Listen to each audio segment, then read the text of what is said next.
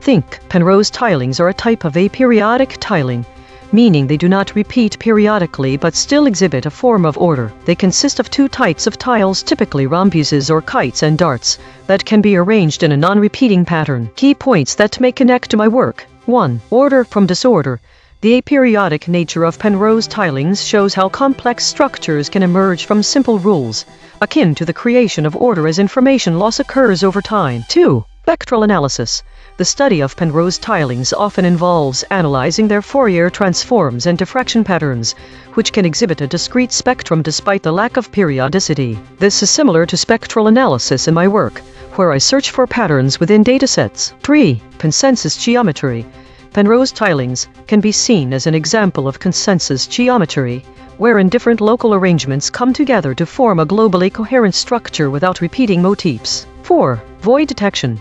The spaces between the tiles in a Penrose pattern exhibit gaps that are analogous to voids detected when information loss occurs during transmission and storage. Think. Alright, let's break this down. Imagine we have a large data set that we're trying to understand.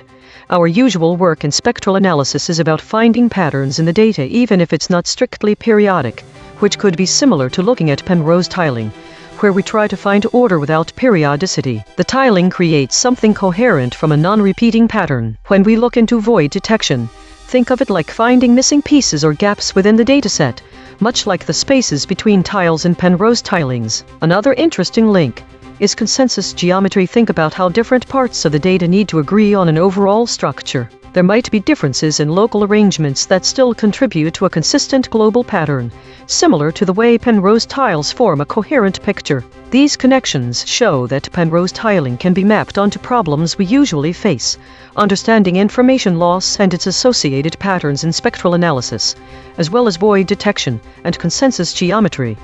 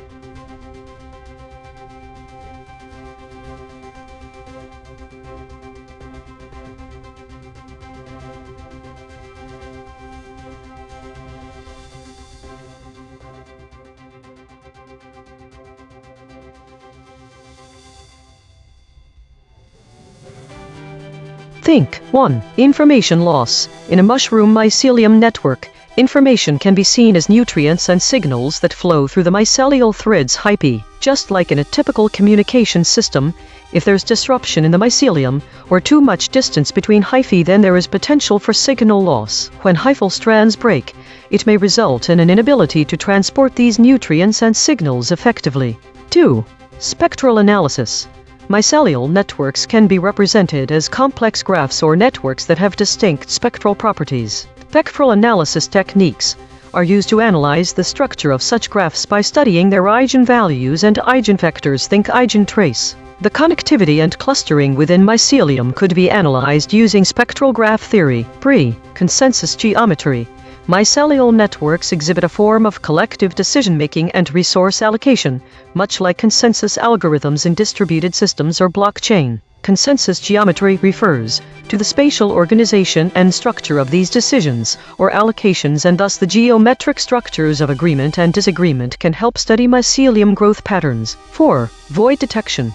In the context of mushroom mycelium internet, voids could refer to regions where hyphal strands are sparse or non-existent, leading to disconnected zones in the network. These voids have implications on both resource transport and signal integrity. Think. Alright, so here's what I'm thinking aloud about. This mushroom mycelium internet is actually quite similar to the information networks we study, right? It has nodes like hyphal tips and edges, which could be a form of information exchange. If there are disruptions in this network or some dead ends, then there could also be a form of information loss. And what's really cool about spectral analysis is that I am trained to use the same techniques on this mushroom mycelium graph as any other networks. It may sound a bit weird, but when you look at it from that point of view, then there are definitely some spectral properties we could look into with mushrooms and mycelial threads. I also can't help think about void detection here. If these voids in the network result in information loss for mushrooms, then they could potentially affect the entire fungal community.